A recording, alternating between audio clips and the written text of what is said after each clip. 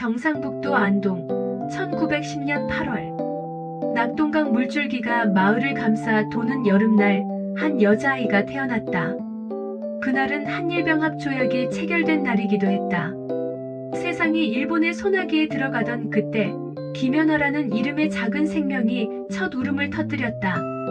산파는 아기의 작은 주먹을 펴보고는 미소 지었다. 송금이 깊네. 이 아이 오래 살 팔자요. 김수님은 힘겹게 몸을 일으켜 갓난아기를 품에 안았다. 22살의 어린 나이, 남편도 없이 아이를 낳은 그녀의 얼굴에는 기쁨보다 두려움이 더 컸다. 창밖으로 일본 헌병대가 마을을 순찰하는 발소리가 들렸다. 연아가 태어난 집은 안동 외곽의 작은 초가였다. 그해 봄까지 수님은 양조장 주인 아들의 사랑을 믿었다. 하지만 그녀의 뱃속에 생명이 자라고 있다는 소식에 그의 집안에서는 문을 걸어 잠갔다. 수님은 혼자가 되었다. 연아야, 넌 이 엄마 닮아 억센 아이가 될 거다. 수님은 아이를 키우기 위해 열흘 만에 다시 일을 시작했다. 마을 사람들의 빨래를 받아 낙동강가에서 방망이질을 하는 그녀의 손은 거칠어져 갔다. 겨울이 오기 전 수님은 일본인 통역관의 조수로 일하던 박상철과 서둘러 혼인했다. 생계를 위한 선택이었다. 연아가 걸음마를 배울 무렵 의붓아버지 박상철의 본 모습이 드러났다. 그는 술만 마시면 달라졌다. 방 안에 깔린 냉기, 어머니의 훔쳐닦는 눈물, 의붓아버지의 거친 숨소리. 새 살배기 연아는 이미 그 모든 것을 감지했다. 저 잡종은 어디서 굴러들어온 거냐? 내 밥 축내는 것 좀 봐. 박상철은 연아를 볼 때마다 얼굴을 찌푸렸다. 아이는 자신이 무엇을 잘못했는지 알 수 없었다. 단지 그 집에 있다는 이유만으로 죄인이 된 기분이었다. 1914년 제1차 세계대전이 발발했다. 안동의 작은 마을에도 그 여파가 미쳤다. 식량은 부족해졌고 일본은 더 많은 쌀을 수탈해갔다. 박상철은 징용을 피하기 위해 일본인들에게 협력했다. 그는 마을 사람들의 동향을 헌병대에 밀고 하는 역할을 맡았다. 어느 추운 겨울날 내 살배기 연화는 어머니를 기쁘게 해주려고 화로를 깨끗이 닦았다. 물을 너무 많이 써서 불이 꺼진 줄 모르고 열심히 닦은 그녀는 어머니가 돌아왔을 때 자랑스럽게 웃었다. 하지만 수님의 얼굴은 창백했다. 불 꺼진 화로는 그날 밤 세 식구를 얼어붙게 했다. 엄마가 화내는 건 아니야. 다만 물을 조금만 써야 했어. 수님은 딸을 꼭 안았다. 그녀는 연화의 작은 손이 얼마나 열심히 일했는지 알았다. 의붓아버지의 분노를 막기 위해 수님은 그날 밤 몰래 나가 이웃집에서 숯을 빌려왔다. 1919년 3.1운동의 불길이 전국을 휩쓸었다. 안동에서도 만세 시위가 일어났다. 9살이 된 연화는 학교 가는 길에 만세를 부르는 사람들을 보았다. 그들의 눈빛에는 두려움과 희망이 함께 담겨 있었다. 저 애는 밀고자의 딸이야. 가까이 하지 마. 아이들은 연화를 피했다.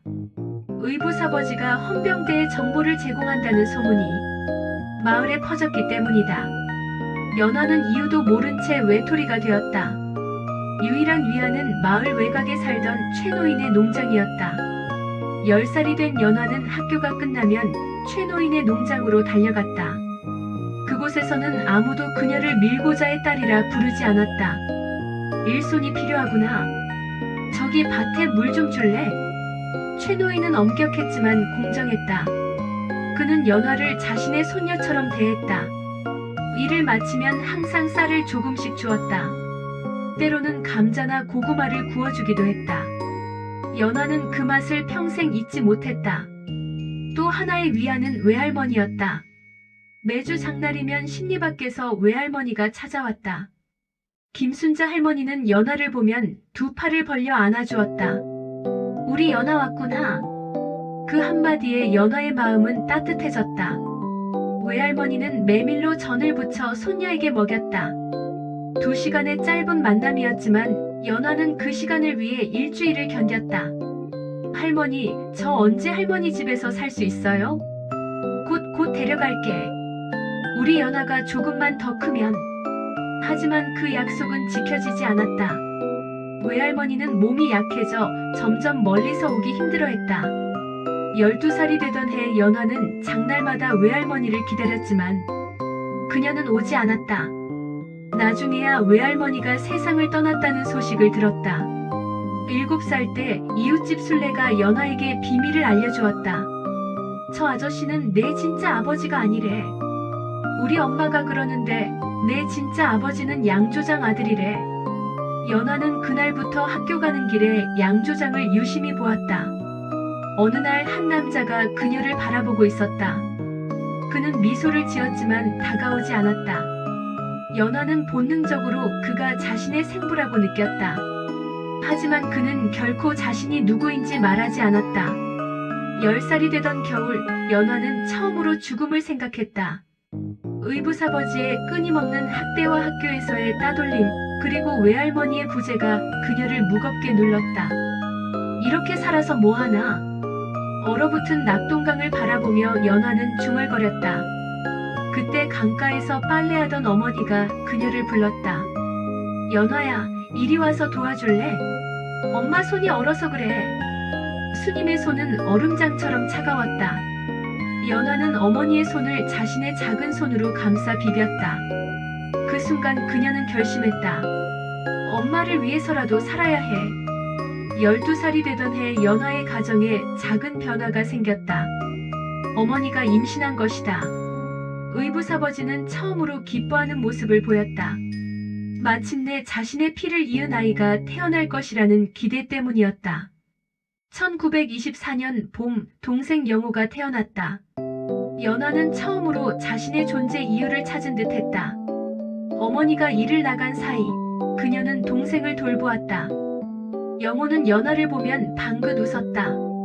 그 웃음이 그녀의 삶을 지탱하는 힘이 되었다. 우리 영호, 누나가 지켜줄게. 누나처럼 살지 않게 해줄게. 연화는 학교에서 뛰어난 성적을 보였다. 특히 글쓰기와 바느질에 재능이 있었다. 담임 선생님은 그녀에게 재봉사가 되라고 권했다. 하지만 견습비가 없었다. 의붓아버지는 그런 돈을 연화에게 쓸 생각이 없었다. 14살이 되던 해 연화는 인생의 전환점을 맞았다. 어머니가 그녀를 불러 앉혔다. 연화야, 내일부터 대구 방직 공장에 가서 일해야 해. 영호도 크고 집에 돈이 필요해. 그날 밤 연화는 잠들지 못했다. 창밖으로 보이는 별들이 유난히 차갑게 느껴졌다. 내일부터 그녀의 삶은 완전히 달라질 것이다. 학교도 최노인의 농장도 모두 뒤로 한 채 낯선 도시로 떠나야 했다. 새벽녘 연화는 조용히 일어나 동생의 얼굴을 보았다. 5살 영호는 평화롭게 자고 있었다. 그녀는 동생의 이마에 살며시 입을 맞추었다. 누나 곧 돌아올게. 착하게 있어. 안개가 자욱한 이른 아침, 연화는 어머니와 함께 대구행 기차에 올랐다. 창밖으로 흐르는 풍경을 보며 그녀는 마음속으로 다짐했다. 언젠가 나만의 옷을 만들 수 있는 재봉사가 될 거야. 그래서 영호에게 예쁜 옷을 만들어줄 거야. 기차가 안동역을 떠나자 연화의 어린 시절도 함께 사라졌다. 앞으로 그녀를 기다리고 있는 것은 방직 공장의 귀청 터지는 소음과 끝없는 노동, 그리고 예상치 못한 역사의 소용돌이였다. 1940년 봄, 대구 방직 공장에 사이렌 소리가 울렸다. 열해 동안 직조기와 씨름해온 23살 연화의 귀는 이미 그 소음에 길들여져 있었다. 창밖으로 벚꽃이 흩날렸다. 봄바람이 불어오는데 연화의 마음은 무거웠다. 오늘 회사 끝나고 집에 빨리 가봐라. 어머니께서 급한 일이 있으시단다. 공장 감독관의 말에 연화는 고개를 끄덕였다. 평소와 다른 그의 눈빛이 불안감을 주었다. 퇴근 후 연화는 서둘러 하숙집을 거쳐 안동행 기차에 몸을 실었다. 집에 도착하자 낯선 긴장감이 감돌았다. 어머니 수님은 평소보다 화려한 옷차림으로 연화를 맞았다. 주방 테이블에는 오랜만에 풍성한 음식이 차려져 있었다. 연아야, 어서 들어오렴. 소개할 사람이 있어. 방 안에는 30살쯤 되어 보이는 남자가 앉아 있었다. 그는 연아를 보자 어색하게 일어섰다. 짧은 머리에 단정한 옷차림, 그리고 약간 초조해 보이는 눈빛이었다. 이동준이라고 해. 읍사무소에서 일하는 사람이야. 어머니의 소개에 연아는 형식적으로 인사했다. 그의 눈빛이 불편했다. 식사 내내 어머니는 이동준의 장점을 열거했다. 안정적인 직장, 술을 마시지 않는 점, 부모님이 일찍 돌아가셔서 모실 노인이 없다는 점까지. 식사가 끝나고 이동준이 돌아간 후 어머니는 연아의 손을 잡았다. 다음 달에 혼인하기로 했다. 뭐라고요? 연아의 얼굴이 창백해졌다. 어머니는 이미 모든 것을 결정한 듯 했다. 내 나이가 벌써 23이야.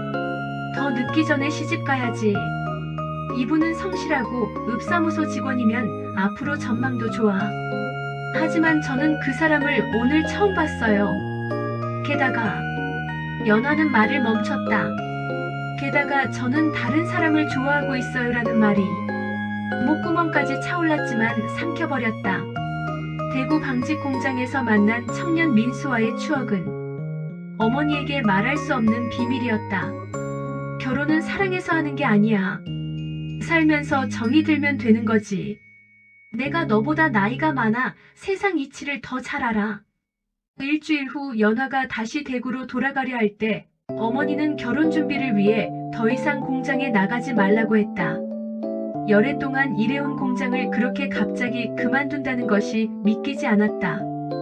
영호는 어떻게 해요? 아직 16밖에 안 됐는데. 영호는 내가 돌볼 거야. 넌 이제 내 가정을 꾸려야 할 때가 됐어. 연아는 동생 영호를 찾아 뒷마당으로 나갔다.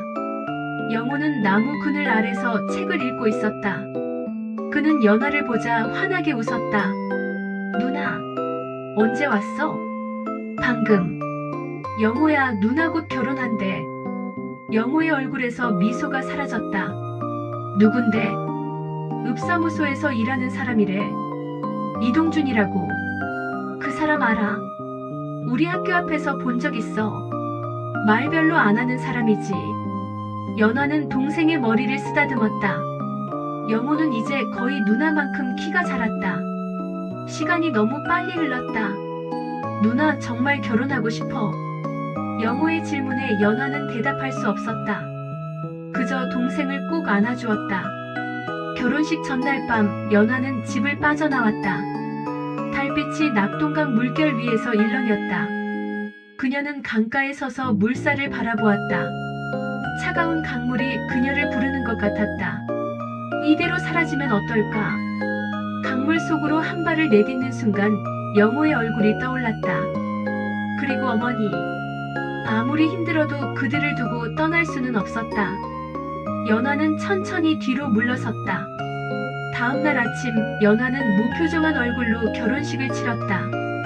일제의 정책에 따라 신사에서 간소하게 진행된 의식이었다. 하객도 많지 않았다. 의부 사버지는 오지 않았다. 사진 한 장 찍읍시다. 사진사의 말에 연아와 이동준은 나란히 섰다. 사진사가 물었다. 신부 꽃다발은요? 없어요. 연아의 짧은 대답에 사진사는 난처한 표정을 지었다. 그는 서둘러 자신의 가방에서 종이로 만든 꽃을 꺼냈다. 이걸로 대신하시죠. 종이꽃을 든 연아의 얼굴은 여전히 슬픔으로 가득했다. 카메라 플래시가 터질 때 그녀의 눈에는 눈물이 고여 있었다. 결혼식 후 이동준은 친구들이 있는 술집으로 향했다. 연아는 혼자 새 집으로 돌아왔다.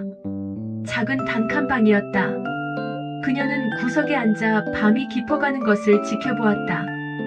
이동준은 자정이 지나서야 돌아왔다. 술 냄새는 나지 않았지만 그의 눈은 이미 다른 곳에 가 있었다. 내일부터 일찍 나가야 해. 아침 식사는 6시까지 준비해줘. 그것이 첫날 밤의 유일한 대화였다. 다음 날부터 연아의 결혼 생활이 시작되었다. 그녀는 매일 새벽 5시에 일어나 아침을 준비하고 남편이 출근한 후에는 빨래와 청소를 했다. 저녁에는 남편이 돌아오기 전에 식사를 차려놓아야 했다. 여자는 집안일을 잘해야 한다. 그게 여자의 도리야. 이동준의 말에 연화는 아무 대답도 하지 않았다. 그저 묵묵히 자신의 일을 했다. 방직 공장에서의 10년이 그녀를 인내심 강한 사람으로 만들었다. 결혼 한 달 후 연화는 영호가 보고 싶어 친정을 찾았다. 하지만 집에는 어머니만 있었다. 영호는 어디 갔어요? 병원에 입원했어. 어머니의 목소리가 떨렸다. 영호가 갑자기 고열에 시달리고 피를 토했다고 했다. 의사는 혈액 질환을 의심한다고 했다. 연화는 즉시 병원으로 달려갔다. 영호는 창백한 얼굴로 누워 있었다. 16살 소년의 모습이 너무 작아 보였다. 누나. 영호의 목소리는 바람에 흔들리는 나뭇잎처럼 약했다. 연화는 동생의 손을 꼭 잡았다. 괜찮아. 누나가 왔어. 일주일 동안 연화는 병원을 지켰다. 이동준은 처음에는 불평했지만 상황을 알고는 묵인했다. 하지만 영호의 상태는 나아지지 않았다. 의사들은 더 이상의 방법이 없다고 했다. 1940년 가을 영호는 17번째 생일을 며칠 앞두고 세상을 떠났다. 연화의 세계가 무너지는 순간이었다. 왜 영호만? 장례식 내내 연화는 눈물을 흘리지 않았다. 그녀의 슬픔은 눈물보다 더 깊었다. 어머니는 오열했고 의붓아버지는 술에 취해 있었다. 집으로 돌아온 후 연화는 며칠 동안 말을 하지 않았다. 이동준은 그녀를 그대로 두었다. 그는 아내의 슬픔을 이해하지 못했지만 방해하지도 않았다. 그해 겨울 태평양 전쟁이 시작되었다. 일본은 더 많은 물자와 인력을 징발했다. 이동준은 징용을 피하기 위해 산속으로 숨었다. 연화는 다시 혼자가 되었다. 내 남편은 어디 있느냐? 일본 헌병이 문을 두드렸을 때 연화는 담담하게 대답했다. 모릅니다. 며칠 전부터 안 들어왔습니다. 그녀의 눈에는 두려움이 없었다. 이미 가장 소중한 것을 잃은 사람에게 더 이상의 두려움은 없었다. 1941년 봄 연화는 자신이 임신했다는 사실을 알게 되었다. 영호를 잃은 슬픔 속에서 새로운 생명의 소식은 복잡한 감정을 불러일으켰다. 남편에게 소식을 전했을 때 이동준은 처음으로 미소를 지었다. 아들이면 좋겠다. 연화는 아무 말도 하지 않았다.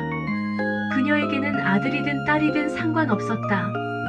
그저 건강하게 태어나기만을 바랐다. 임신 중에도 연화는 쉬지 않고 일했다. 남편이 산에서 내려오지 못하는 동안 그녀는 이웃집 빨래를 해주고 밭일을 도우며 생계를 유지했다. 마을 사람들은 그녀의 강인함에 감탄했다. 연화 씨는 정말 대단해요. 그 나이에 혼자서 모든 걸 다 해내다니. 하지만 연화는 자신이 대단하다고 생각하지 않았다. 그저 살아가기 위해 할 수 있는 일을 했을 뿐이었다. 1942년 8월 무더운 여름날 연화는 딸을 낳았다. 아기는 작고 건강했다. 연화는 그녀를 미영이라 이름 지었다. 아름답게 빛나라는 의미였다. 이동준은 딸이라는 소식에 실망했지만 전쟁 중에 태어난 아이가 건강하다는 것만으로도 다행이라고 생각했다. 그는 잠시 산에서 내려와 아이를 보았다. 내 눈을 닮았구나. 그것이 아이에 대한 그의 유일한 감상이었다. 미영이 태어난 지 한 달 후 안동에 대규모 공습 경보가 울렸다. 연화는 아기를 품에 안고 방공호로 달려갔다. 폭격은 없었지만 그 공포는 오래도록 그녀의 가슴에 남았다. 이렇게 전쟁 속에서 아이를 키우는 게 맞는 걸까? 밤하늘의 별을 보며 연화는 중얼거렸다. 미영은 그녀의 품에서 평화롭게 잠들어 있었다. 1943년 전쟁이 격화되면서 식량 사정은 더욱 어려워졌다. 연화는 미영을 등에 업고 산과 들을 다니며 나물과 열매를 채집했다. 때로는 몰래 농사를 짓기도 했다. 아가, 조금만 참아. 곧 배부르게 해줄게. 배고픔에 우는 미영을 달래며 연화는 눈물을 삼켰다. 그녀 자신도 하루에 한 끼만 먹으며 모유를 유지했다. 이동주는 가끔 밤에 몰래 내려와 식량을 가져갔다. 그는 아내와 딸의 고통에 무관심했다. 그저 자신의 생존만을 생각했다.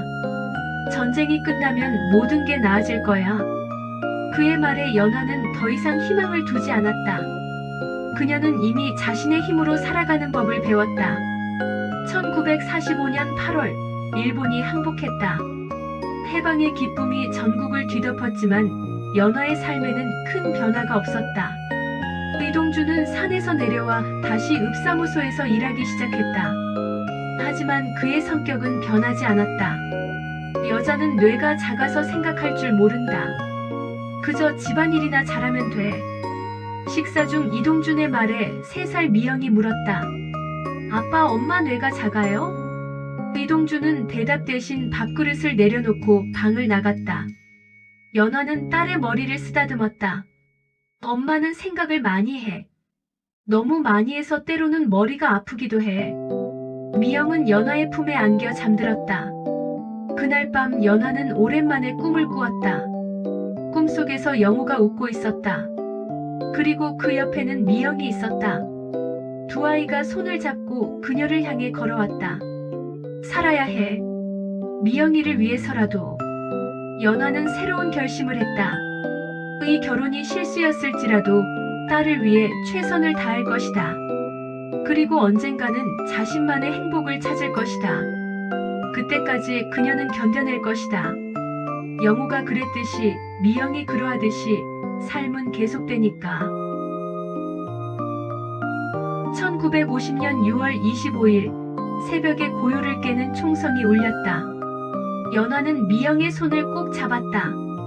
8살 미영의 눈에는 공포가 서려 있었다. 라디오에서는 북한군이 38선을 넘어 남하하고 있다는 소식이 끊임없이 흘러나왔다. 엄마, 무서워요. 괜찮아. 엄마가 지켜줄게. 이동주는 서둘러 짐을 꾸렸다. 읍사무소에서 받은 정보로는 북한군이 빠르게 남하하고 있었다. 안동도 곧 위험해질 것이다. 서둘러. 부산으로 가야 해. 연화는 작은 보따리에 옷 몇 벌과 쌀을 담았다. 그리고 어머니가 결혼할 때 준 비단 이불을 꺼냈다. 이불 속에는 몇 년간 모아둔 작은 금반지와 돈이 숨겨져 있었다.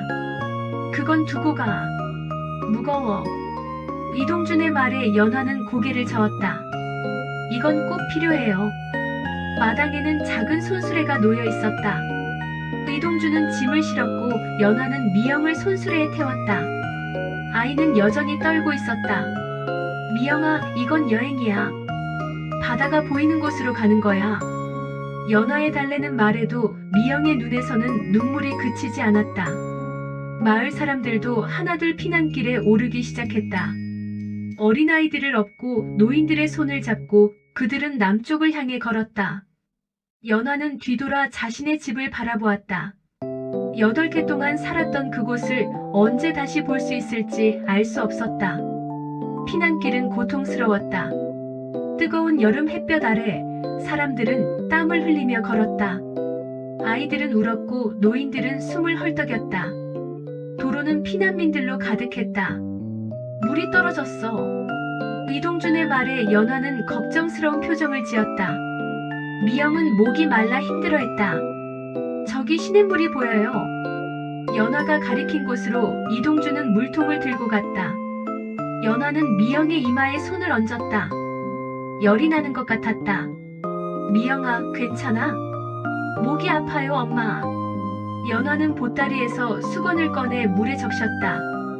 미영의 이마와 목을 닦아주며 그녀는 속으로 기도했다. 제발 아프지 말아라. 그날 밤 그들은 산속에서 묵었다. 다른 피난민 가족들과 함께 작은 동굴을 찾았다.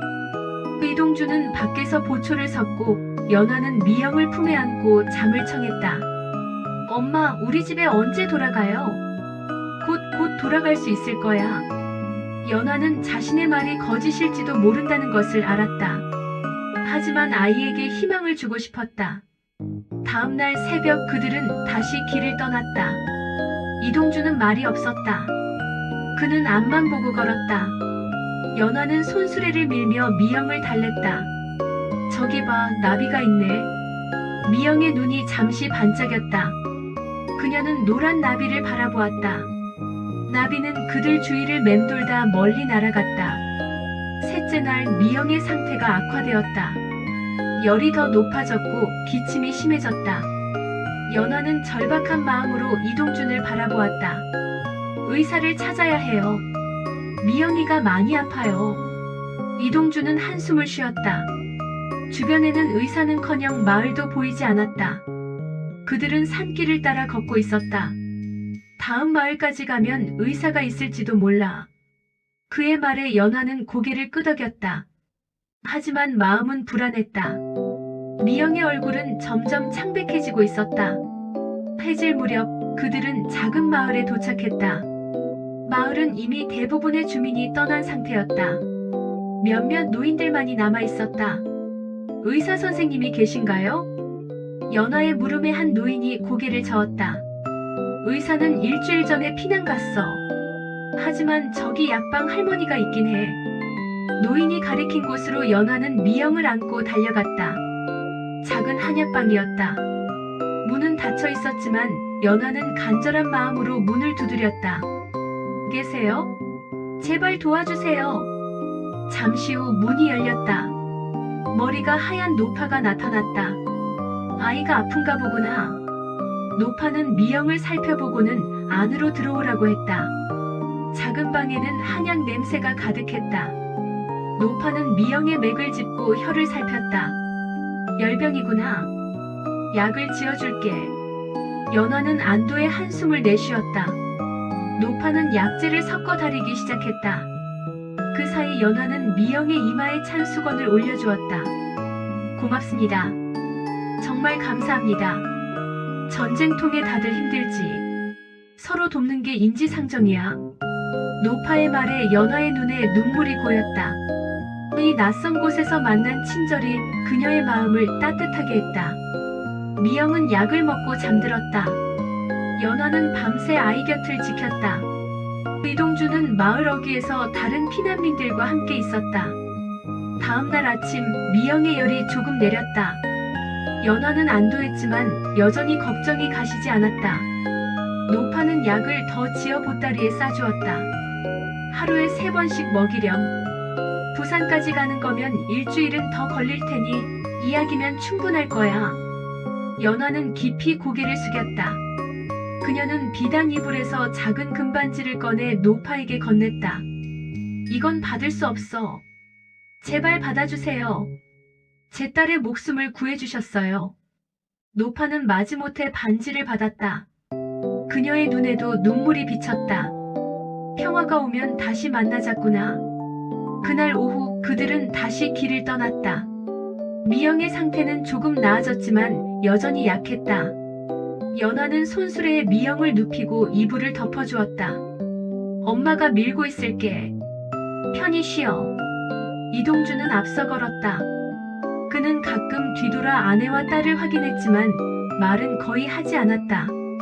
그의 눈에는 불안과 초조함이 서려 있었다. 일주일 후 그들은 대구에 도착했다. 도시는 피난민으로 넘쳐났다. 군인들이 거리를 통제하고 있었고 식량 배급소 앞에는 긴 줄이 늘어서 있었다. 여기서 쉬었다 가자. 이동준의 말에 연화는 고개를 끄덕였다. 그들은 임시 피난민 수용소에 자리를 잡았다. 작은 천막 하나가 그들의 새로운 집이 되었다. 미영의 상태는 조금씩 나아지고 있었다. 노파의 약이 효과가 있었던 것이다. 연화는 매일 감사 기도를 드렸다. 대구에서의 생활은 힘들었다. 식량은 부족했고 위생 상태는 열악했다. 연화는 다른 피난민 여성들과 함께 빨래를 해주고 음식을 만들어 약간의 돈을 벌었다. 이걸로 미영이 우유 사줘야지. 하루는 이동준이 없는 사이 한 젊은 군인이 연화에게 다가왔다. 아주머니, 혹시 고향이 안동인가요? 연화는 놀라서 고개를 들었다. 군인은 20살 정도로 보였다. 네, 맞아요. 어떻게 아셨죠? 저 영호 형님 친구였습니다. 형님 사진에서 봤어요, 아주머니를. 연화의 눈에 눈물이 고였다. 영호의 이름을 듣는 것은 오랜만이었다. 영호는 제 동생이었어요. 군인은 모자를 벗고 고개를 숙였다. 형님 덕분에 제가 공부할 수 있었습니다. 항상 감사하게 생각하고 있어요. 그날 저녁 연화는 오랜만에 영호의 꿈을 꾸었다. 꿈속에서 영호는 웃고 있었다. 그리고 미영의 손을 잡고 있었다. 누나, 미영이 잘 키워. 내가 못다한 꿈을 미영이가 이루게 해줘. 8월이 되자 전황은 더욱 악화되었다. 북한군이 낙동강까지 진격했다는 소식이 들렸다. 수용소에는 긴장감이 감돌았다. 부산으로 가야 해. 여기도 곧 위험해질 거야. 이동준의 말에 연화는 묵묵히 짐을 쌌다. 미영은 이제 조금 건강해져서 걸을 수 있었다. 엄마, 또 가야 해요? 응, 미영아. 이번엔 바다가 있는 곳으로 가는 거야. 9월 중순, 그들은 부산에 도착했다. 도시는 이미 피난민들로 가득 차 있었다. 사람들은 산비탈에 판잣집을 짓고 살았다. 이동준은 겨우 작은 방 하나를 구할 수 있었다. 여기서 지내자. 내일부터 일자리를 알아볼게. 방은 비좁고 습했다. 지붕은 비가 새고 벽은 바람이 들어왔다. 하지만 연화에게는 그것도 감사했다. 적어도 비를 피할 수 있는 공간이었다. 부산에서의 생활은 예상보다 길어졌다. 전쟁은 계속되었고 고향으로 돌아갈 날은 점점 멀어져 갔다. 이동준은 부두에서 짐을 나르는 일을 했다. 연화는 미군 부대 근처에서 빨래를 해주며 생계를 이었다. 미영아, 학교에 가고 싶니? 어느 날 연화가 물었다. 미영은 눈을 반짝이며 고개를 끄덕였다. 네, 가고 싶어요. 연화는 미영을 피난민 학교에 보냈다. 천막 아래 모인 아이들은 각자의 슬픔을 안고 있었지만 그들의 눈에는 여전히 희망이 있었다. 1951년 봄, 이동준은 전투 중 부상을 입었다. 그는 민간인 신분으로 군수품을 운반하다가 폭격에 휩쓸렸다. 오른쪽 눈을 다쳐 시력을 잃었다. 이제 어떻게 살지? 병상에 누운 이동준의 목소리는 절망적이었다. 연화는 그의 손을 잡았다. 괜찮아요. 우리가 함께 이겨낼 거예요. 하지만 이동준은 연화의 손을 뿌리쳤다. 내가 뭘 알아? 여자가 뭘 안다고. 연화는 아무 말도 하지 않았다. 그저 침묵 속에 남편의 분노를 받아들였다. 그녀는 이미 많은 것을 견뎌왔다. 이것 또한 견딜 수 있을 것이다. 이동준의 부상 후 가정 내 분위기는 더욱 어두워졌다. 그는 자주 술을 마셨고 화를 냈다.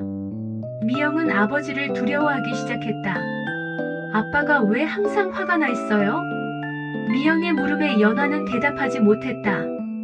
어떻게 10살 아이에게 전쟁의 상처를 설명할 수 있을까? 1953년 7월 마침내 휴전협정이 체결되었다. 전쟁은 끝났지만 사람들의 마음속 상처는 여전했다. 연화의 가족은 안동으로 돌아갔다. 집은 많이 파손되어 있었다. 지붕은 무너졌고 벽은 총탄 자국으로 가득했다. 이동준은 한숨을 내쉬었다. 다시 시작해야 해. 연화는 묵묵히 빗자루를 들었다. 미영은 마당에 잡초를 뽑기 시작했다.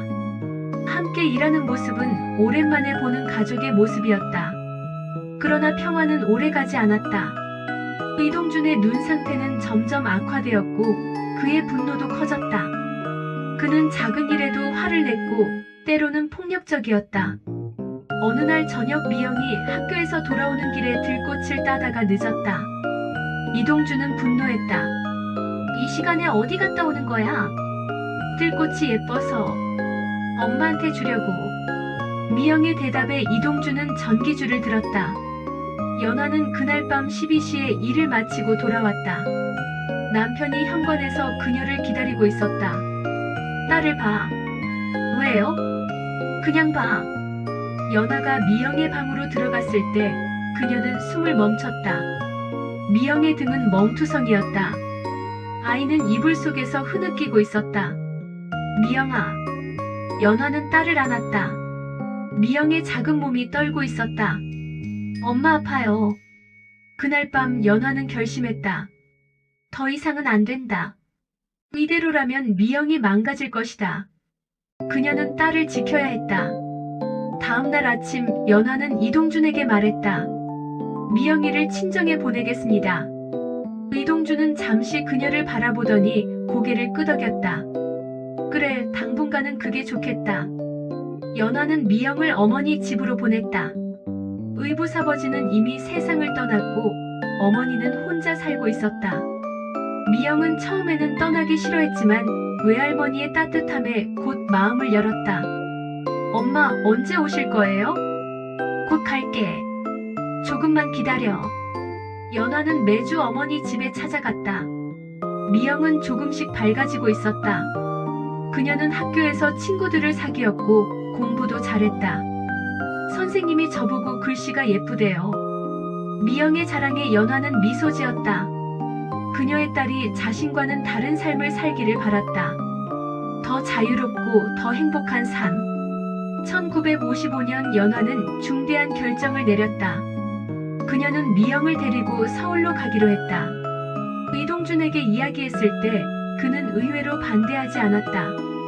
가라, 하지만 내 딸을 제대로 키워라. 연화는 고개를 끄덕였다.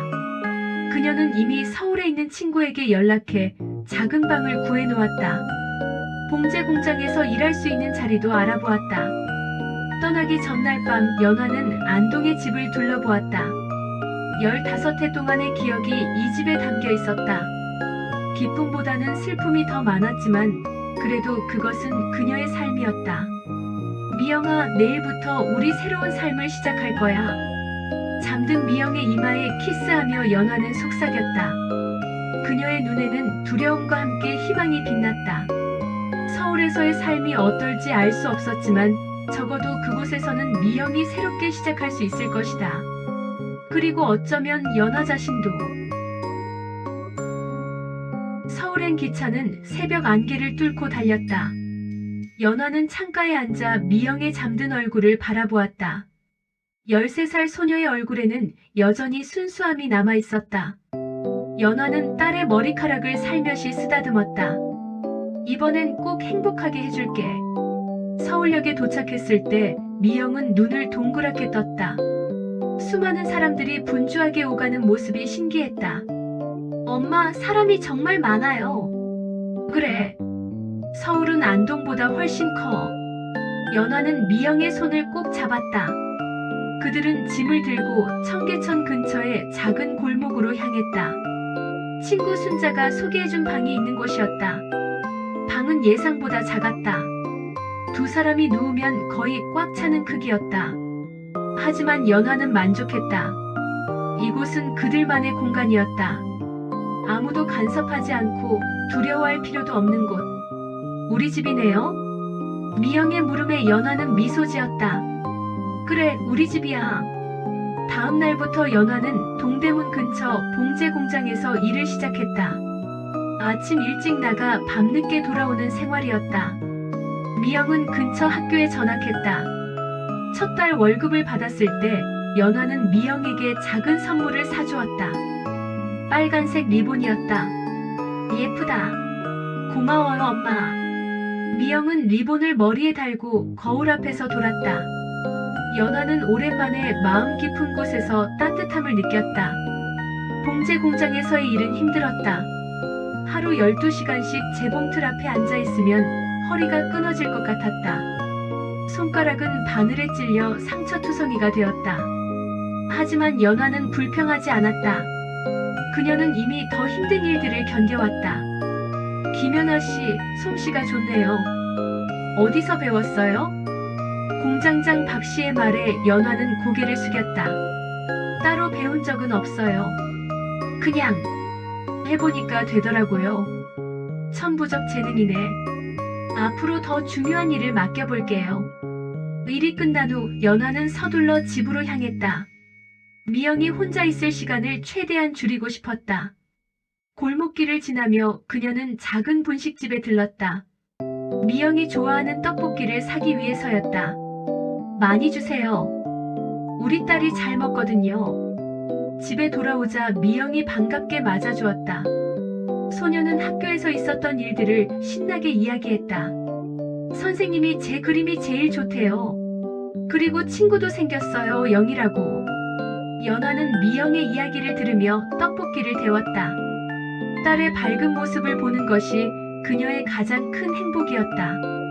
서울에서의 삶은 조금씩 안정되어 갔다. 연아는 봉제 기술이 늘면서 월급도 조금씩 올랐다. 미영은 학교에 잘 적응하고 성적도 좋았다. 1956년 겨울 안동에서 편지가 왔다. 이동준의 편지였다. 그는 연아에게 돌아오라고 요구했다. 연아는 편지를 읽고 오랫동안 생각에 잠겼다. 엄마, 무슨 일 있어요? 미영의 물음에 연아는 미소 지었다. 아니, 별일 아니야. 그날 밤 연아는 답장을 썼다. 그녀는 공손하지만 단호하게 거절의 뜻을 전했다.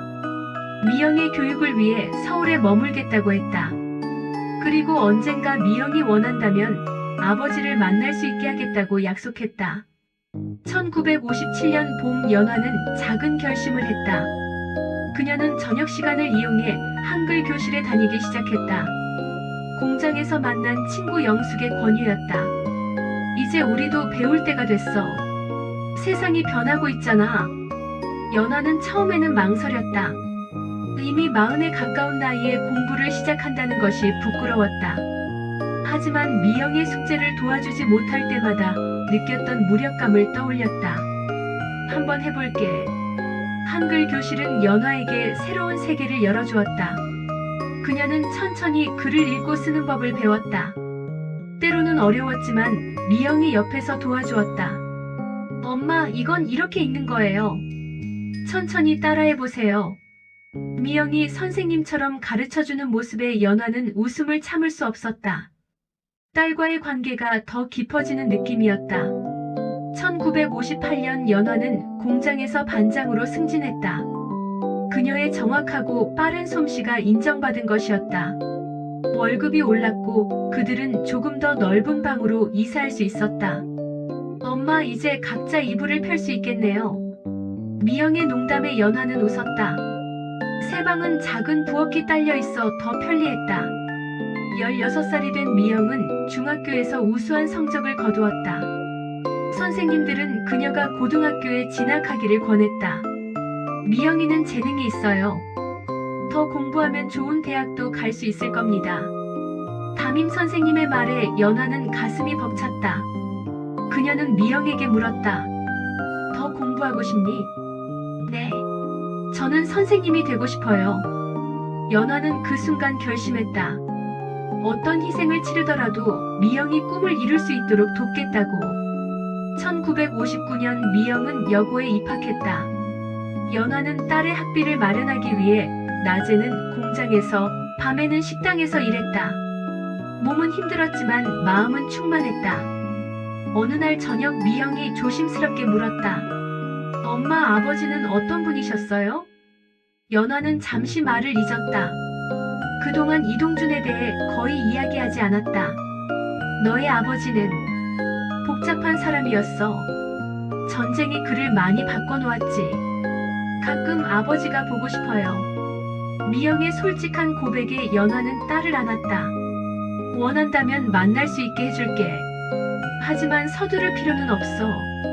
1960년 봄 4.19 혁명이 일어났다. 서울 거리는 시위대로 가득했다. 연아는 미영이 시위에 참여하지 않기를 바랐지만 18살 소녀의 정의감을 막을 수는 없었다. 엄마, 우리도 무언가를 해야 해요. 이건 우리의 미래에 관한 일이에요. 연아는 딸의 결연한 눈빛을 보며 한숨을 내쉬었다. 조심해. 위험하면 즉시 돌아와. 미영이 친구들과 시위에 참여한 날 연아는 하루 종일 가슴을 졸였다. 다행히 미영은 해질 무렵 안전하게 돌아왔다. 엄마, 우리가 이겼어요.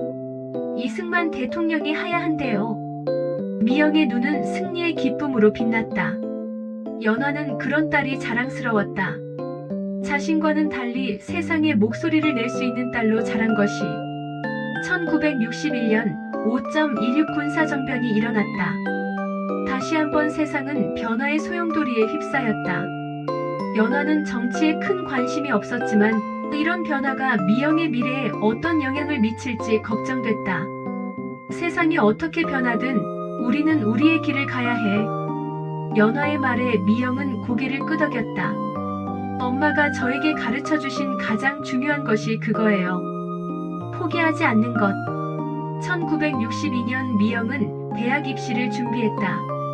연화는 딸이 공부에 집중할 수 있도록 모든 집안일을 도맡았다. 때로는 밤늦게까지 공부하는 미영 옆에서 졸기도 했다. 엄마, 들어가서 주무세요. 저는 괜찮아요. 아니, 엄마도 여기서 책 읽을 거야. 연화는 한글 교실에서 배운 실력으로 천천히 책을 읽었다. 처음으로 책 한 권을 끝까지 읽었을 때의 성취감은 잊을 수 없었다. 1963년 초 미영은 서울대학교 사범대학에 합격했다. 연화는 그 소식을 들었을 때 눈물을 참을 수 없었다. 엄마, 제가 해냈어요. 내가 해냈구나, 우리 딸. 그날 밤 연화는 오랜만에 안동에 편지를 썼다. 이동준에게 미영이 대학에 합격했다는 소식을 전했다. 그리고 원한다면 딸의 입학식에 참석해도 좋다고 썼다. 답장은 2주 후에 왔다. 이동준은 간결하게 축하한다는 말과 함께 입학식에 가겠다고 했다. 입학식 날 연화는 긴장했다. 8해 만에 이동준을 다시 만나는 것이다. 미영도 조용했다. 그녀는 어렴풋이 기억하는 아버지를 어떻게 대해야 할지 몰랐다. 이동준은 약속 시간보다 일찍 도착했다. 그는 많이 늙어 있었다. 머리는 반백이 되었고 오른쪽 눈은 흐릿했다. 하지만 그의 자세는 여전히 꼿꼿했다. 미영아. 그의 목소리는 떨렸다. 미영은 어색하게 인사했다.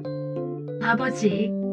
이동준은 잠시 딸을 바라보더니 주머니에서 작은 상자를 꺼냈다. 이건 너를 위한 선물이다. 상자 안에는 오래된 은비녀가 있었다. 이동준이 설명했다. 내 어머니의 것이었다. 내가 가졌으면 해. 미영은 조심스럽게 비녀를 받았다. 그녀의 눈에 눈물이 고였다. 고맙습니다, 아버지. 입학식 내내 세 사람은 어색하게 나란히 앉았다. 하지만 그 어색함 속에도 작은 화해의 씨앗이 있었다. 식이 끝난 후 이동준은 연화에게 말했다. 미영이를 잘 키웠구나. 간단한 한마디였지만 연화에게는 큰 의미가 있었다. 그것은 그녀의 선택을 인정하는 말이었다. 우리 딸이 스스로 잘 자랐어요. 이동준은 고개를 끄덕였다. 그는 미영에게 말했다. 공부 열심히 해라. 내가 원하는 것을 이루렴. 그리고 그는 돌아갔다. 짧은 만남이었지만 미영에게는 중요한 순간이었다. 그녀는 처음으로 아버지라는 존재를 실감했다. 엄마, 아버지가 생각보다 다정하셨어요. 연화는 미소 지었다. 사람은 변하기도 해. 시간이 지나면서 대학 생활이 시작되자 미영은 더 바빠졌다. 그녀는 열정적으로 공부했고 다양한 활동에 참여했다. 연화는 딸이 자신과는 다른 삶을 살아가는 것을 보며 기뻤다. 1964년 연화는 작은 양장점을 열었다. 봉제 공장에서의 경험과 저축한 돈으로 시작한 작은 가게였다. 처음에는 수선 위주로 시작했지만 점차 맞춤옷도 만들기 시작했다. 김 선생님, 이번에도 멋진 옷 부탁해요. 단골 고객들이 생기기 시작했다. 연화의 솜씨가 입소문을 탔다. 그녀는 처음으로 자신의 일에 자부심을 느꼈다. 미영은 방학 되면 어머니의 가게를 도왔다. 그녀는 디자인에 관심이 있었고 새로운 스타일을 제안하기도 했다. 엄마, 요즘 젊은 사람들은 이런 스타일을 좋아해요. 한번 만들어 보는 건 어때요? 연화는 딸의 제안을 존중했다. 그들은 함께 일하며 더 가까워졌다. 1965년 봄 미영은 학교 축제에서 한 남학생을 소개했다. 김준호라는 법대생이었다. 엄마, 이분이 제 친구 준호예요. 준호는 공손하게 인사했다. 그의 눈빛이 진실되고 따뜻했다. 안녕하세요, 어머님. 미영 씨에게 많은 이야기를 들었습니다. 연화는 그 자리에서 직감했다. 이 청년이 미영에게 특별한 사람이라는 것을.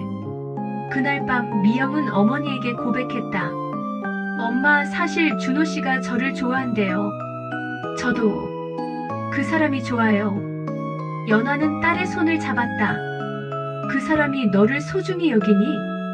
네, 정말 잘해줘요. 제 생각을 존중해주고 제 꿈을 응원해줘요. 그럼 됐다. 엄마는 내가 행복하길 바랄 뿐이야. 그해 여름 연화는 양장점을 확장했다. 옆가게가 비어 더 넓은 공간을 얻을 수 있었다. 그녀는 2명의 직원을 고용했다. 한 명은 어린 견습생이었고 다른 한 명은 그녀처럼 전쟁 미망인이었다. 우리 함께 좋은 옷을 만들어 봅시다. 연화의 가게 연화양장점은 동네에서 인정받는 곳이 되었다.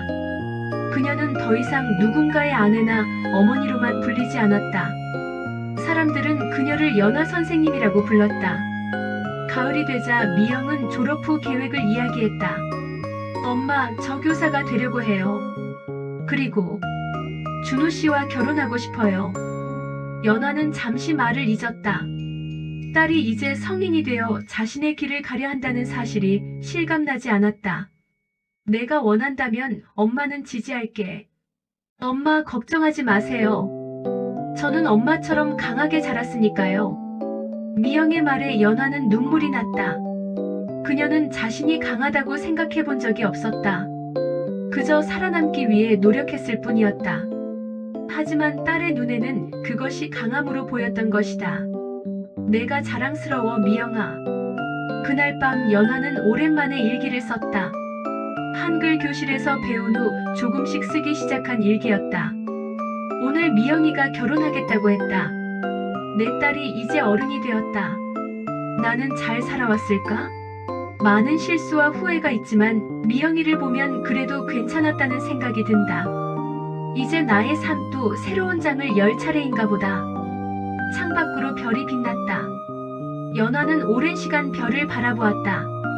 그녀의 마음은 평온했다.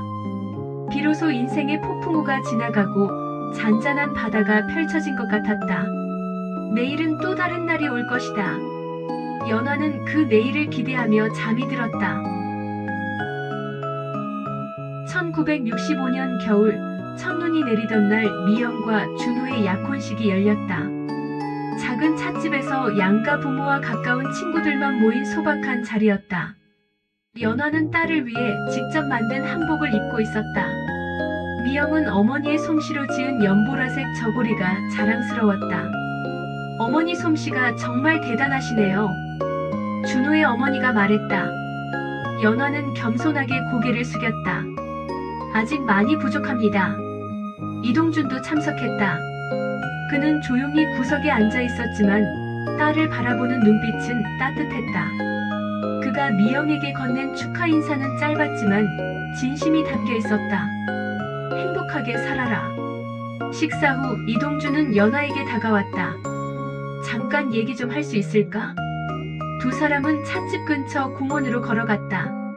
눈이 쌓인 벤치에 앉아 그들은 처음으로 진솔한 대화를 나눴다. 미영이를 훌륭하게 키웠구나. 우리 딸은 원래 착했어요. 침묵이 흘렀다. 이동준은 깊은 한숨을 내쉬었다. 미안하다. 단 한마디였지만 연화는 그 말을 오래 기다려왔다. 그녀는 고개를 끄덕였다. 저도 미안해요. 더 이해하려고 노력하지 않았어요. 내가 미영을 데리고 떠난 건 옳은 선택이었어. 내가 좋은 아버지가 아니었으니까. 눈이 다시 내리기 시작했다. 두 사람의 어깨 위로 하얀 눈이 쌓였다. 이제 와서 이런 말이 무슨 소용이 있겠냐마는. 내가 자랑스럽다. 이동준의 말에 연화는 눈물을 참았다. 26해 만에 처음 들은 인정의 말이었다. 감사합니다. 그날 이후 이동준은 서울에 더 자주 오게 되었다. 그는 미영의 결혼 준비를 돕겠다고 했다. 연화는 그의 변화를 조용히 받아들였다. 사람은 변할 수 있다는 것을 그녀는 알고 있었다.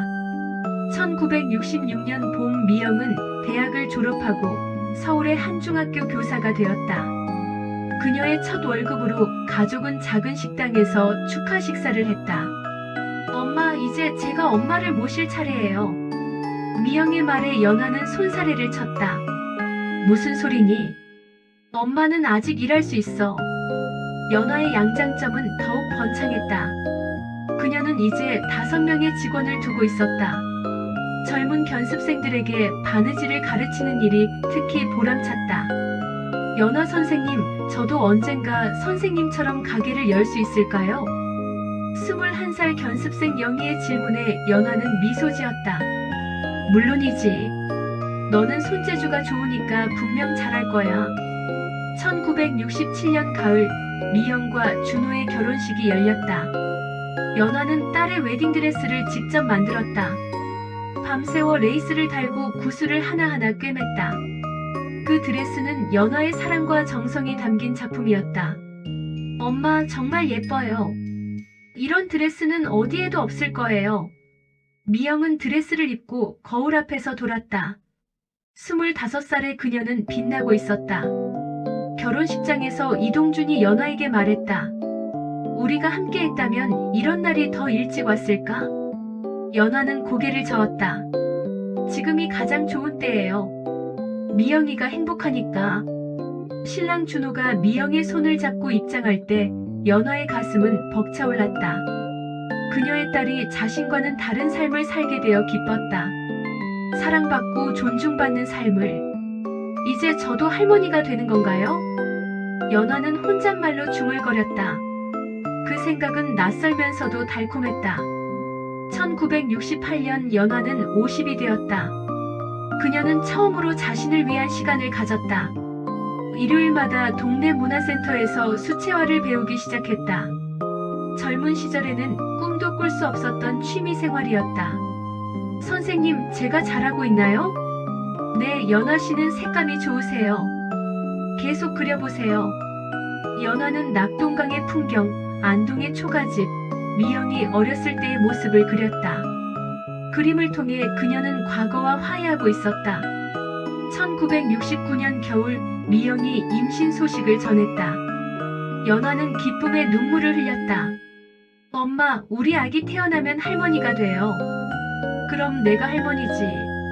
누가 할머니겠니? 연아는 곧바로 아기 옷을 만들기 시작했다. 작은 베네 저고리에 정성을 다했다. 한 땀 한 땀 꿰맬 때마다 그녀는 새 생명에 대한 기대로 가슴이 벅찼다. 1970년 여름, 미영은 건강한 사내아이를 낳았다. 아이의 이름은 영호였다. 연아의 동생을 기리는 이름이었다. 엄마, 영호 삼촌을 기억하고 싶어서요. 연아는 손자를 품에 안았다. 작은 생명의 온기가 그녀의 가슴을 따뜻하게 했다. 이동준도 서울에 와서 손자를 보았다. 그의 눈에도 눈물이 고였다. 내 손자구나. 연아는 양장점 일을 줄이고 미영의 집에 자주 가서 손자를 돌봤다. 영호는 할머니를 무척 좋아했다. 연아가 오면 까르르 웃으며 두 팔을 벌렸다. 우리 영호 할머니 왔다. 아이를 안고 동화책을 읽어주는 시간이 연아에게는 가장 행복한 순간이었다.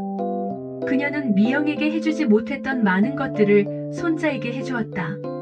1972년 연아는 양장점을 제자 영희에게 물려주기로 했다. 그녀는 이제 손자를 더 많이 돌보고 싶었다. 선생님, 정말 괜찮으세요? 가게가 잘 되고 있는데. 내가 더 젊고 새로운 아이디어가 있잖아. 이제 내 차례는 끝났어. 연아는 가게 이름을 연아영의 양장점으로 바꾸었다. 그녀는 일주일에 2번만 가게에 나가 조언을 해주었다. 1973년 가을, 이동준이 갑자기 쓰러졌다. 의사는 뇌졸중이라고 했다. 연아는 망설임 없이 안동으로 내려갔다. 미영과 준호도 함께였다. 제가 돌볼게요. 연아의 말에 이동준은 눈물을 흘렸다. 그는 말을 제대로 할 수 없었지만 그의 눈빛이 모든 것을 말해주었다. 감사와 후회, 그리고 용서를 구하는 마음. 연아는 한 달 동안 안동에 머물며 이동준을 간호했다. 그녀는 매일 아침 이동준을 일으켜 앉히고 식사를 도왔다. 약을 챙겨주고 재활 운동을 도왔다. 천천히 해요. 서두를 필요 없어요. 연화의 부드러운 목소리에 이동준은 조금씩 회복되었다. 그는 오른손으로 글씨를 쓰기 시작했다. 미안하다. 연화는 그의 손을 잡았다. 이제 괜찮아요. 우리는 모두 실수를 하니까요. 그해 겨울, 이동준은 연화의 도움으로 서울로 올라왔다. 그는 미영의 집 근처에 작은 방을 얻었다. 연화는 일주일에 3번씩 그를 찾아가 식사를 해주었다. 이렇게 신세를 져서 미안하구나. 신세라니요. 우리는 가족이잖아요. 연화의 말에 이동준은 오랜만에 미소 지었다. 1974년 영호가 4살이 되었다. 그는 호기심 많고 영리한 아이로 자랐다. 연화는 손자와 함께 공원에 가고 박물관에 가고 동화책을 읽었다. 할머니, 이거 뭐예요? 그건 나비야. 할머니가 어렸을 때 안동에서 많이 보았지. 연화는 손자에게 자신의 어린 시절 이야기를 들려주었다. 낙동강에서 놀던 기억, 영호 삼촌과의 추억, 전쟁과 피난 이야기까지. 그녀는 처음으로 자신의 과거를 있는 그대로 받아들이고 있었다. 1975년 미영은 2번째 아이를 가졌다. 이번에는 딸이었다. 연화는 소녀 수진의 탄생을 기다리며 더 많은 아기 옷을 준비했다. 엄마가 없었다면 저는 지금의 제가 아니었을 거예요. 출산을 앞둔 미영이 말했다. 연화는 딸의 머리를 쓰다듬었다. 넌 원래 착한 아이였어. 엄마는 그저 옆에 있었을 뿐이야. 수진이 태어난 날 연화는 병원 창가에 서서 하늘을 바라보았다. 푸른 하늘에 흰 구름이 떠다녔다. 그녀의 마음은 평온했다. 영호야, 내 이름을 딴 조카가 이제 5살이 되었단다. 그리고 오늘 조카 동생이 태어났어. 내가 있었다면 얼마나 좋아했을까. 1976년 이동준의 건강이 악화되었다. 의사는 오래 남지 않았다고 했다. 연화는 더 자주 그를 찾아갔다. 그들은 많은 이야기를 나눴다. 과거에 대한 이야기, 미영과 손주들에 대한 이야기, 그리고 그들이 함께하지 못했던 시간에 대한 이야기. 내가 다시 젊어진다면 모든 걸 다르게 할 텐데. 이동준의 말에 연화는 고개를 저었다. 과거는 바꿀 수 없어요. 하지만 지금 이 순간은 소중해요. 그해 가을, 이동준은 평화롭게 눈을 감았다. 미영과 준호, 그리고 연화가 지켜보는 가운데였다. 그의 마지막 말은 고맙다였다. 장례식 후 연화는 안동으로 내려갔다. 그녀는 오랜만에 고향을 찾았다. 낙동강은 여전히 그 자리에 흐르고 있었다. 연화는 강가에 서서 오랫동안 물결을 바라보았다. 여기서 모든 것이 시작되었지.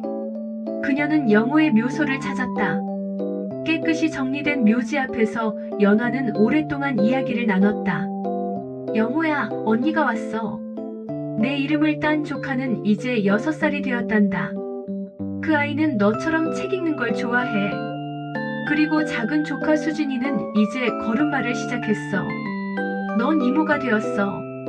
1977년 연화는 60이 되었다. 미영과 준호는 어머니의 환갑잔치를 열어주었다. 양장점 제자들, 오랜 친구들, 그리고 손주들이 함께했다. 할머니, 축하해요. 영호와 수진이 그린 그림을 선물 받으며 연화는 행복에 젖었다. 그녀의 인생은 고난의 연속이었지만 지금 이 순간은 그 모든 것이 값진 여정이었음을 느끼게 했다. 고맙구나, 정말 고마워. 1978년 연화는 처음으로 해외여행을 떠났다. 미영과 준호가 일본 여행을 선물한 것이다. 연화는 처음에는 망설였지만 결국 용기를 내어 비행기에 올랐다. 엄마, 즐거운 여행 되세요. 사진 많이 찍으세요. 도쿄의 번화가, 교토의 고즈넉한 사원, 그리고 후지산의 웅장한 모습. 연화는 모든 것이 신기했다. 그녀는 일기장에 매일의 경험을 꼼꼼히 기록했다. 오늘 후지산을 보았다. 저 산이 우리나라에서도 보였다는 게 신기하다. 같은 하늘 아래 살면서도 우리는 서로를 미워했구나. 1979년 봄 연화는 수채화 전시회를 열었다. 문화센터 선생님의 권유로 시작한 작은 전시였다. 그녀의 그림들은 대부분 안동의 풍경, 낙동강, 그리고 가족의 모습을 담고 있었다. 연화 씨의 그림에는 따뜻함이 있어요. 보는 이의 마음을 편안하게 해주는. 선생님의 말에 연화는 부끄러워했다. 그녀는 자신이 예술가라고 생각해 본 적이 없었다. 그저 마음속 이야기를 그림으로 표현했을 뿐이었다. 미영과 준호, 영우와 수진이 전시회에 왔을 때 연화는 눈물을 참을 수 없었다. 할머니 그림이 제일 예뻐요. 수진의 순수한 칭찬에 모두가 웃었다. 1980년 가을, 연화는 안동에 작은 집을 마련했다. 서울과 안동을 오가며 살기로 한 것이다. 그녀는 고향의 공기가 그리웠다. 엄마 자주 오실 거죠? 아이들이 할머니 보고 싶어 할 거예요. 걱정 마. 한 달에 2번은 꼭 올게. 안동의 집은 낙동강이 보이는 언덕 위에 있었다. 연화는 그곳에서 그림을 그리고 글을 쓰고 옛 친구들을 만났다. 가끔은 양장점에서 배운 기술로 마을 아이들의 옷을 지어주기도 했다. 어느 맑은 가을날 연화는 낙동 강변을 걸었다. 단풍이 물들기 시작한 나무들 사이로 햇살이 비쳤다. 그녀는 오랜만에 영호의 묘소를 찾았다. 영호야, 언니가 이제 고향에 돌아왔단다. 자주 만나자. 묘소에 꽃을 놓고 돌아오는 길, 연화는 우연히 한 노인을 만났다. 자세히 보니 어릴 적 그녀에게 농사일을 가르쳐주던 최노인의 아들이었다. 연아? 김연아 맞지? 네, 맞아요. 아저씨. 그들은 강가에 앉아 오랫동안 이야기를 나눴다. 지난 세월의 이야기, 마을의 변화, 그리고 그들이 살아온 인생에 대해. 연화야, 넌 참 대단한 여자였어. 그 어려운 시절을 이겨내고. 아니에요. 저는 그저 하루하루 살아냈을 뿐이에요. 해질녘 연화는 집으로 돌아왔다. 그녀는 작은 정원에 앉아 석양을 바라보았다. 붉은 노을이 낙동강 물결 위에 반사되어 아름다운 빛을 만들어냈다. 내 인생도 저 석양처럼 아름답게 물들고 있구나. 그날 밤 연화는 오랜만에 긴 편지를 썼다. 미영에게 보내는 편지였다. 사랑하는 미영아, 엄마가 안동에 정착하니 마음이 편안해졌단다. 어릴 적 기억들이 하나둘 떠오르는구나. 내 영호 삼촌과 뛰놀던 기억, 외할머니가 해주시던 메밀전 맛, 그리고 전쟁통에 피난 가던 길까지. 인생이란 참 이상하구나. 한때는 이 고향을 떠나는 것만이 살 길이라 생각했는데 이제는 다시 돌아와 평화를 느끼다니. 미영아, 내가 있어 엄마는 행복했단다. 내가 없었다면 엄마는 이렇게 강하게 살아오지 못했을 거야. 내가 엄마의 희망이었어. 영호와 수진이를 잘 키워다오. 그 아이들이 평화로운 세상에서 자신의 꿈을 펼칠 수 있기를 바란다. 엄마는 이제 여기서 그림도 그리고 글도 쓰고 가끔은 동네 아이들에게 바느질도 가르쳐 줄 거야. 인생의 마지막 장을 아름답게 채우고 싶구나. 다음 주에 서울에 갈게. 그때 영호의 책 읽어주는 모습도 보고 수진이의 제잘거림도 듣고 싶구나. 사랑한다, 내 딸아. 마이너스 엄마가. 편지를 쓰고 나서 연화는 창밖을 바라보았다. 밤하늘에 별이 가득했다. 그녀는 문득 어머니가 해주셨던 말을 떠올렸다. 사람의 인생은 별처럼 빛나는 순간들로 이루어진 거야. 연화는 이제 그 말의 의미를 이해했다. 그녀의 인생에도 많은 별들이 있었다. 어둠 속에서도 빛나던 순간들.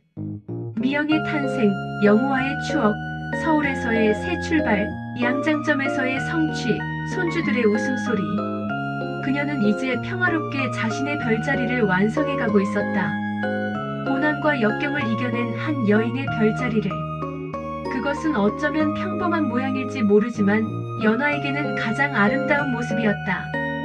내일은 또 어떤 날이 될까? 연화는 미소 지으며 잠자리에 들었다. 그녀의 꿈속에서는 낙동강이 흐르고 영우가 웃고 미영이 손을 흔들고 손주들이 뛰놀고 있었다. 그리고 그 모든 것을 바라보는 그녀의 마음은 평온했다. 인생의 가을을 맞이한 연화의 얼굴에는 세월의 흔적이 깊게 새겨져 있었지만 그 눈빛만은 여전히 맑고 강했다. 마치 낙동 강물처럼 많은 것을 담아내고 흘러온 강인한 눈빛이었다.